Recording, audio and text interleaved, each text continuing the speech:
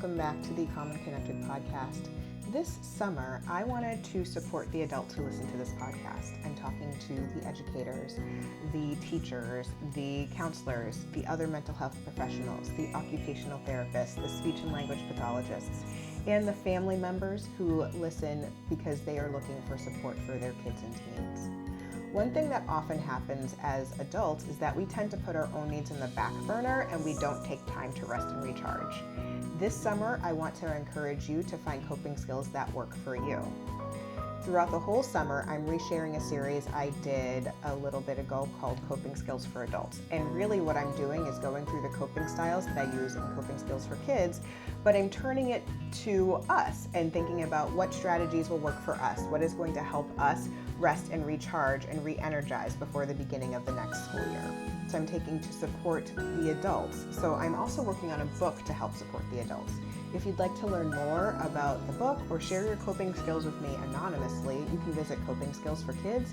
And under products, there is a section called Coping Skills for Adults. There you'll find a survey that you can take and share your coping skills with me anonymously.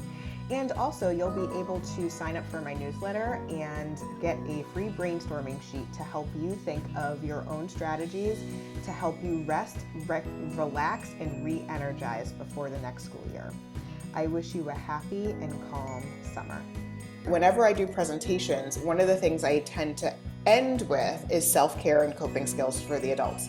So we, as counselors, therapists, teachers, educators, helping professionals, we spend a lot of time focusing on helping our kids or the kids that we work with learn coping skills.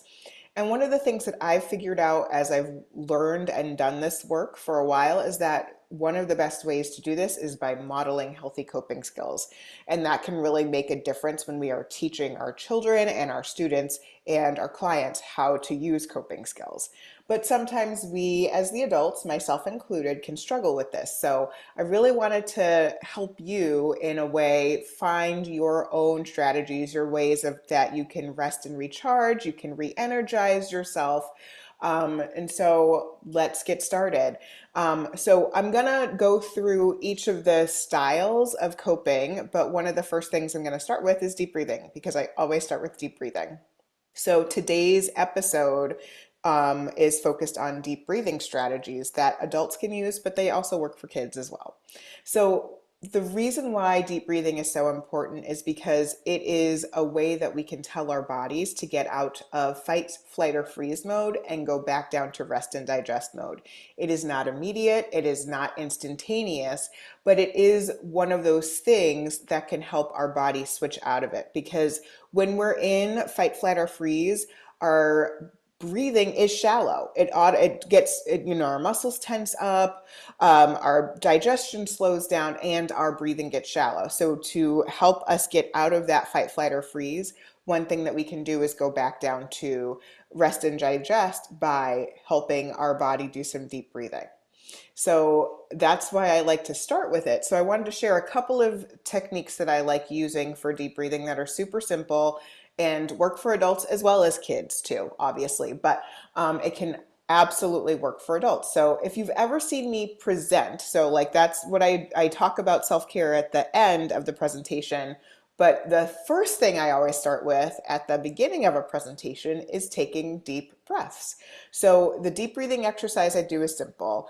The prompt is to put one hand on your heart, one hand on your belly, and take a few deep breaths at your own pace. So, and then close your eyes if you feel comfortable. Sometimes people feel really comfortable to close their eyes. Other times people don't feel like closing their eyes. It's okay. I like to put my hand on my stomach, and I give people that instruction because it helps you do that deeper belly breathing as opposed to doing breathing from your chest. So I like the breathing from your belly to help get those really deep breaths in and out, and that will help your body get out of that fight, flight, or freeze back to rest and digest. So why do I start with deep breathing at the beginning of a presentation?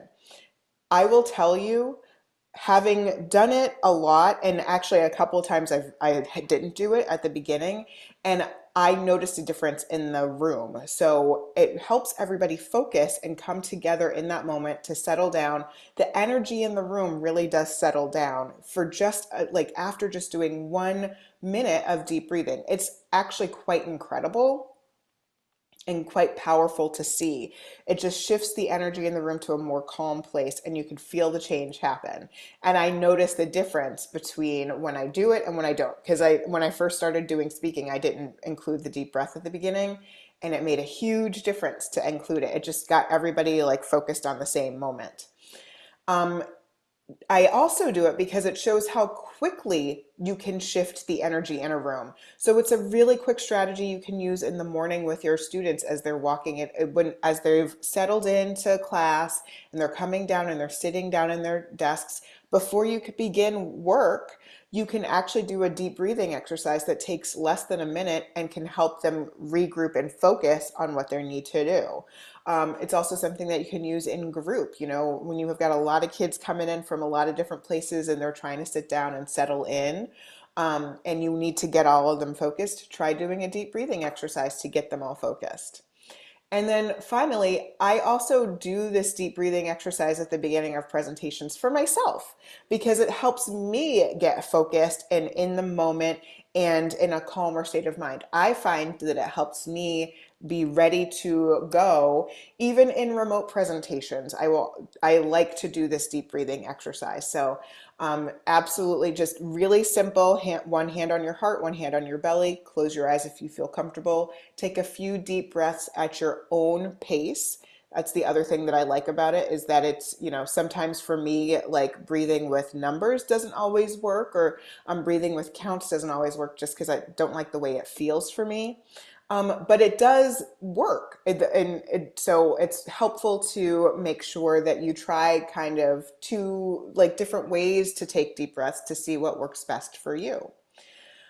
Another deep breathing strategy that I think is super helpful is actually involving numbers. So I think it is super helpful, and I have talked with my colleague and friend Karen Locke Culp about this strategy. I actually posted about Karen a few weeks ago on my Instagram and shared how our friendship started after she read an article I wrote, and then I was on her podcast, and I've been on it a few times. She's been on mine.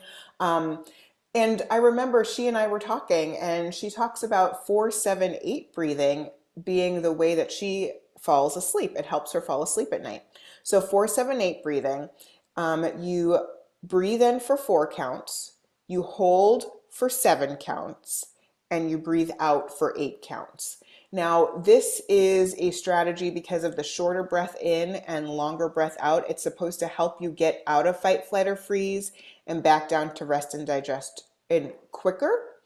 And it is a nice way to try and fall asleep. If you've not done it before, I would say just try maybe 4 breaths at one sitting for a deep breathing strategy, just because it can feel a little bit weird initially, but see how that works for you and see if that is something that you find helpful. Like I said, it doesn't feel like great to me, but that's because I have a little touch of asthma and my lungs just don't like that feeling. But it works really well for my friend Karen Locke Culp. So, and that's a way that a lot of people use to get out of panic attacks and to fall asleep as well. There's actually a really cute video for kids on 4-7-8 breathing that I'll link to in the show notes for you. So if you want to take a look at that and you might find it helpful.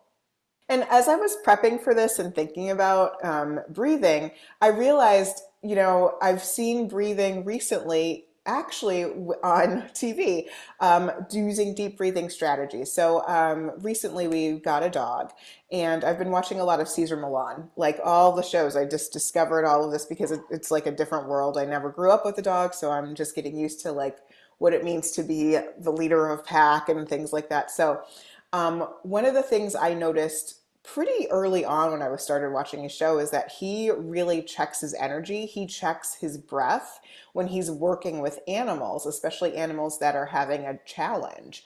And so I actually recognized when I was actually watching a show the other day, and he said something like, always check your energy. And then he did a big, deep exhale to get him into that calm and confident leader role. And so I just find it interesting. Like, it is something that can be so helpful in regular everyday life.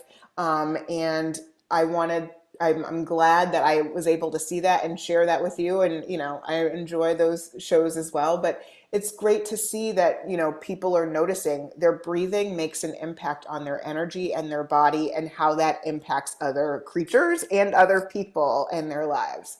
So I'd love to hear from you. I shared a couple of my ideas for taking deep breaths, but what are yours? So if you want to just DM me on Instagram at Coping Skills for Kids, or email me at calm@JanineHalloran.com and share your ideas with me.